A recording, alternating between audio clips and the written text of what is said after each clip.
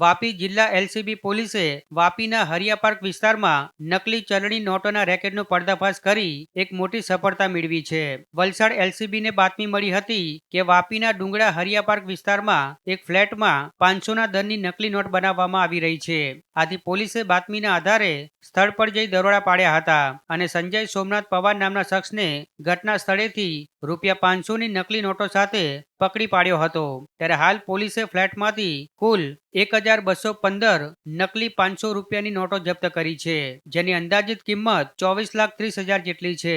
સાથે જ એક કલર પ્રિન્ટર, મોબાઈલ ફોન, રોકડ અને અન્ય સામગ્રી પણ જપ્ત કરી છે. તો અન્ય એક આરોપીની પણ ધરપકડ કરી છે. પૂછપરછ દરમિયાન જાણવા મળ્યું કે થોડા દિવસો પહેલા સંજય પવાર તેના શાળા અને અન્ય સહયોગીઓ સાથે છાયાદેવી મંડલને મળ્યો હતો. આરોપીએ ₹30 લાખ ને 80 લાખમાં રૂપાંતરિત કરવાના વચનથી તેને લલચાવીને નકલી નોટો છાપવાનું કાવતરું ઘડ્યું હતું. આ હેતુ માટે છાયાદેવી મંડલે હરિપાર્કમાં પોતાનો ફ્લેટ પૂરો પાડ્યો હતો, જ્યાં નકલી નોટો છાપવામાં આવતી હતી. ત્યારે હાલ પોલીસે આ કેસમાં સંજય સોમનાથ પવાર અને છાયાદેવી મંડલની ધરપકડ કરી ભારતીય દંડ સંહિતા 2023ની વિવિધ કલમો હેઠળ ડુંગળા પોલીસ સ્ટેશનમાં કેસ વધુ તપાસ માટે મોકલ્યો છે.